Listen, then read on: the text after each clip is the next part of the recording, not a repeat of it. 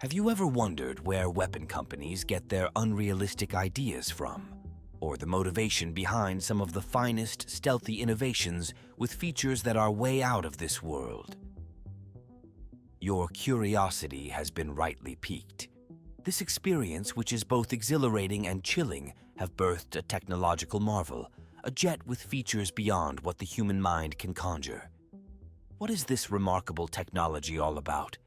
How did scientists come about the information utilized in this invention? Join us as we look into the insane capabilities of the new UFO aircraft that the Pentagon just announced.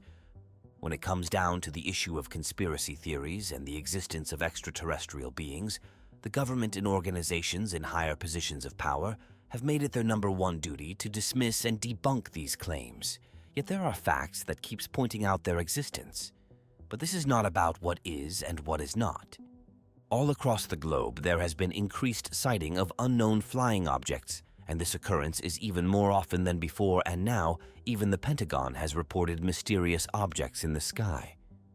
While some of these occurrences can be explained by military testing of experimental aircraft that are not even made to go public, there are some occurrences that no one can explain and are not linked to any form of experimental testing. The TR-3B, also known as Black Manta, is a classified military aircraft that may be responsible for a number of Black Triangle unknown flying object report. There have been several reports of people seeing it in places like Antelope Valley, an area of desert in Southern California, and the people in the area described it as a triangular flying object with an engine that excludes a powerful magnetic field, with light periodically being emitted by the engine. This unknown flying object is said to be a speculative surveillance aircraft that is said to be a project by the United States Air Force and is being developed under a black project. Reports have claimed that it is a subsonic stealth spy aircraft with a flying wing design. It was alleged to have been used during the Gulf War to provide laser designation for the Lockheed F-117 Nighthawk. The Lockheed F-117 is a single-seated subsonic twin-engine and stealth fighter jet that was developed by Lockheed's Secretive Skunk Works division and is operated by the United States Air Force. It was the first operational aircraft to be designed with stealth technology. To minimize its infrared signature, it has a non-circular tailpipe that mixes hot exhaust with cool ambient air and lacks afterburners. It is also restricted to subsonic speeds, as breaking the sound barrier would produce an obvious sonic boom that would increase both its acoustic and infrared footprints. While its performance in air combat maneuvering was less than that of most contemporary fighters, it was strictly an attack aircraft, despite being commonly referred to as the stealth fighter. Back to the Black Manta, there is little to no evidence to support the TR-3's existence. However, it is possible that the Black Triangle UFO that has been reported to be sighted is associated with this secret aircraft. Another suspected UFO is the Aurora, also called Astra. The Aurora is a rumored mid-1980s American reconnaissance aircraft. There is no substantial evidence that it was ever built or flown, and it has been termed a myth because it has not been proven to exist. In the late 1999, a series of unusual sonic booms was noticed in Southern California and was recorded by United States Geological Survey sensors across Southern California that is used to identify earthquake epicenters. The sonic booms had the characteristic of a smaller vehicle instead of the 37-meter-long Space Shuttle orbiter. Also, neither the Space Shuttle nor NASA's SR-71B was operating on the days the booms were observed. In the article In Plain Sight, which was published in the Washington City paper on the 3rd of July 1992, one of the seismologists, Jim Morey, stated that while they could not reveal anything concerning the vehicle, the booms seemed stronger than other sonic booms that they had recorded in a very long time. In addition to this, the former NASA sonic boom expert, Dom Maglieri, took his time to study the 15-year-old sonic boom data from the California Institute of Technology, and has deemed that the data showed something at 90,000 feet Mach 4 to Mach 5.2. He also said the booms were nothing compared to those from aircraft that had traveled through the atmosphere many miles away at Los Angeles International Airport. Rather, they appeared to be booms from a high-altitude aircraft directly above the ground, moving at high speeds. The boom signatures of the two different aircraft patterns are wildly different. There was nothing particular to tie these events to any aircraft, but they served to increase the number of stories about the aurora. The observers believed that the United States had the technological capability to build a Mach 5 replacement for the aging Lockheed SR-71 Blackbird. And after a detailed examination of the United States defense budget, claimed to have found money missing or channeled into a number of black projects. By the mid-1990s, there were reports concerning the sightings of unidentified aircraft flying over California and the United Kingdom, involving odd-shaped contrails, sonic booms, and related phenomena that suggested the U.S. had developed such an aircraft. Nothing ever linked any of these observations to any program or aircraft type, but the name Aurora was often tagged on these as a way of explaining the observations. In late August 1989, while working as an engineer on the jack-up barge GSF Galveston Key in the North Sea, Chris Gibson saw an unfamiliar isosceles triangle-shaped Delta aircraft, apparently refueling from a Boeing KC-135 Stratotanker and accompanied by a pair of F-111 fighter bombers. Gibson watched the aircraft for several minutes until they went out of sight. The United States government has consistently denied such an aircraft was ever built, just like it denied the Black Manta. Aviation and Space states that there is very little evidence to support the existence of this UFO, and even the little information Aurora is circumstantial or pure conjecture, and there is little reason to think the government is not being truthful about its claim. Former Skunk Works director Ben Rich confirmed that Aurora was a myth in Skunk Works, as in 1994, a book detailing his days as the director. Rich wrote that a colonel working in the Pentagon arbitrarily assigned the name Aurora to the funding for the B-2 bomber design competition, and somehow the name was leaked to the media. In 2006, a veteran black project watcher and aviation writer mentioned that the Aurora is most likely still in development, but none of these claims have been confirmed, and the existence of Aurora is still under investigation. If the UFO really exists, then the United States Air Force is doing a good job at keeping it a secret. By 1996, reports associated with the Aurora name dropped off in frequency, suggesting to people who believed that the aircraft really existed, but that it had only ever been a prototype or that it had had a short service life. In 2000, Aberdeen Press and journal writer Nick Outerside wrote something on the United States stealth technology in Scotland. Citing confidential sources, he alleged RAF USAF Machrihanish in Kintyre, Argyll, to be a base for Aurora aircraft. Machrihanich's almost 2-mile-long runway makes it suitable for high-altitude and experimental aircraft, with the fenced-off coastal approach making it ideal for takeoffs and landings to be made well away from the eyes or cameras of the press and public. Oceanic Air Traffic Control at Prestwick, Outerside says, also tracked fast-moving radar blips. It was claimed by a staff that a hypersonic jet was the only rational conclusion for the readings. Now there was an occurrence in the past that highlights the possibility of UFO's history, and it involves the enigmatic fighter jet, the MiG-25. In November 1971, 2 Israeli fighter jets were on a race to intercept an unidentified flying object. Despite flying the F-4 Phantom, one of the fastest jets in the world, they still could not beat this unknown aircraft, which is now identified as the MiG-25, in terms of speed because the aircraft was extremely fast and could fly really high. It can outrun any fighter or air defense system. Even after a decade of it being developed, the Soviet Union's MiG-25 remains an enigma because nothing like it has never been seen before, and questions like how they came about the specifications of this technology kept being asked. But after the Cold War, a new kind of weapon was developed, an intercontinental bomber that was one of a kind. This aircraft had enough range to fly to any part of the world to deliver a nuclear strike. This United States has the ability to fly higher and faster than any other bomber that was developed before it. Its extreme speed made it really hard to intercept, and after this innovation, the United States grew increasingly better. In response to the increasing innovation of the United States, the Soviet Union started building capable fighter interceptors as an attempt to stop them. But by the late 1950s, the Soviet intelligence already learned that the United States were developing a new advanced bomber that had the ability to fly at extremely high altitudes and at very fast. This would render the entire Soviet Union's fleet obsolete. The United States did not plan to relent. In fact, it went ahead to begin the development of the XB-70. It would have been extremely difficult to build a fighter jet of such magnitude and might in the past, but it was a proof of how the world of warfare has evolved, and the United States Air Force wanted to get the bomber ready in just a few short years. Were they able to achieve such feat? Yes, they were.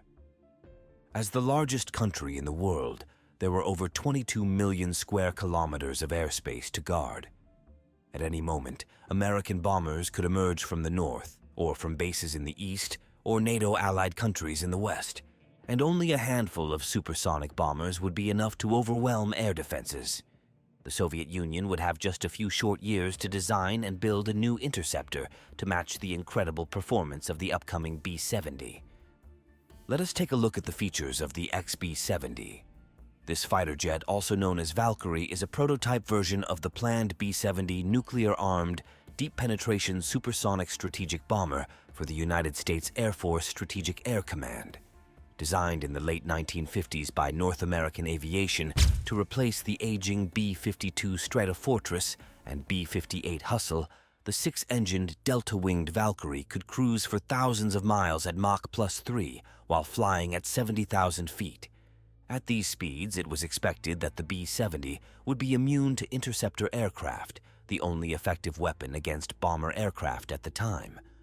The bomber would spend only a brief time over a particular radar station, flying out of its range before the controllers could position their fighters in a suitable location for an interception. Its high speed made the aircraft difficult to see on radar displays, and its high altitude and high speed capabilities could not be matched by any contemporaneous Soviet interceptor or fighter aircraft. The introduction of the first Soviet surface-to-air missiles in the late 1950s put the near invulnerability of the B-70s in doubt. In response, the Air Force began flying its missions at low level, where the missile radar's line of sight was limited by terrain. In this low-level penetration role, the B-70 offered little additional performance over the B-52 it was meant to replace, while being far more expensive with a shorter range. Alternative missions were proposed, but these were of limited scope. With the advent of intercontinental ballistic missiles during the late 1950s, crude nuclear bombers were increasingly seen as obsolete. Any weapon they create would have to be as fast as Soviet ingenuity could make it and developed in record time. But to effectively guard the country's airspace, they'd also need to mass-produce the new jet by the hundreds. The MiG-25 was the Soviet Union's answer, an interceptor that would overcome the odds with brute force. To catch the XB-70, engineers would need to equip the MiG-25 with enormously powerful engines. But there wouldn't be time to develop new ones. To intercept the XB-70, the MiG-25 would have to withstand serious kinetic heating while speeding, with some parts reaching 300 Celsius. But lightweight heat-resistant titanium was just too difficult to produce on a mass scale. So engineers built the jet largely out of heavy nickel-steel alloy, a material that could be quickly welded together and easily repaired at even the most remote and ill-equipped airbase. Because of the thermal stresses incurred in flight above Mach 2, the Mikoyan-Gurevich OKB had difficulties choosing what materials to use for the MiG aircraft. They had to use E2 heat-resistant plexiglass for the canopy and high-strength stainless steel for the wings and fuselage. Using titanium rather than steel would have been ideal, but it was expensive and difficult to work with. The problem of cracks in welded titanium structures with thin walls could not be solved, so the heavier nickel steel was used instead. It cost far less than titanium and allowed for welding, along with heat-resistant seals. The MiG-25 was constructed from 80% nickel-steel alloy, 11% aluminium, and 9% titanium. The steel components were formed by a combination of spot welding, automatic machine welding, and hand-arc welding methods.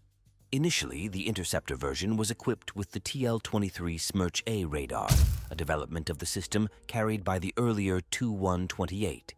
While powerful and thus long-ranged and resistant to jamming, the system, due to the age of its design and its intended purpose, lacked look-down/shoot-down capability, which limited its effectiveness against low-flying targets. This is one of the reasons why it was replaced with the Mikoyan-Gurevich MiG-31, whose Zaslon radar has that capability. By the time the MiG-25 entered service in 1969, this was a serious shortcoming, as strategic bombing doctrine was shifting towards low-level penetration of enemy territory.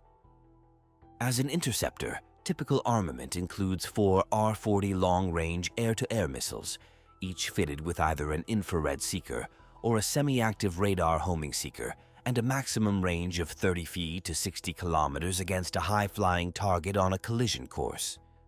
A fuel tank could be suspended under the fuselage. The aircraft could carry unguided gravity bombs to fulfill a rudimentary strike role by using a delivery system developed for nuclear weapons. As the bombs would weigh no more and incur no more drag than its regular load of R-40 missiles, its performance was not impaired, leading to some impressive bombing feats. When released at an altitude of 20,000 meters and a speed above Mach 2, a 500-kilogram bomb would have a range of several tens of kilometers. The MiG-25 was theoretically capable of a maximum speed exceeding Mach 3 and a ceiling of 27 kilometers. Its high speed was problematic, although sufficient thrust was available to reach Mach 3.2. A limit of Mach 2.83 had to be imposed as the engines tended to overspeed and overheat at higher air speeds, possibly damaging them beyond repair. The design cruising speed is Mach 2.35 with partial afterburner in operation. The maximum speed of Mach 2.83 is allowed to maintain no more than 5 minutes due to the danger of overheating of the airframe and fuel in the tanks. When the airframe temperature reaches 290 degrees centigrade, the warning lamp lights up and the pilot must reduce airspeed. The use of a partial afterburner and a cruising flight altitude of 19,000 to 21,000 meters makes it possible to have a range of only 230 km less than when flying Mach 0.9 at altitudes 9,000 to 10,000 meters. The maximum altitude of flight without an afterburner in operation is 12,000 meters. The poor fuel consumption in the subsonic regime, and hence range, is due to the engines having extremely low pressure ratio of just 4.75 at subsonic speeds. The specific fuel consumption of the engines is 1.12 in cruise and 2.45 pounds with afterburners. For comparison purposes, this is 50% worse in cruise than the first generation of F-100 engines from the F-15 Eagle. But the SFC with afterburners is actually nearly equal, despite the F-100 being a far newer engine design. But it meant the more than 40,000-pound jet could never be maneuverable, a characteristic considered irrelevant for its mission. To spot enemy bombers, the MiG-25 was equipped with a colossal 600-kilowatt radar designed to detect high-flying aircraft up to 100 kilometers away and burn right through their jamming devices. And it would only need one kind of weapon, 4 of the largest air-to-air missiles ever produced. Along with the interceptor, there would also be a dedicated reconnaissance version with powerful surveillance cameras, increased range, and an even higher service ceiling. Some versions could even be equipped for high-altitude bombing, but the vast majority of MiG-25s would be built as dedicated interceptors. Mass production began in 1969, and at one point, 100 MiG-25 were rolling off assembly lines every single month. The MiG-25 would fly higher and faster than any combat jet in history. Thanks for watching. While you are still here, click on the link on your screen to check out another of our videos. See you there.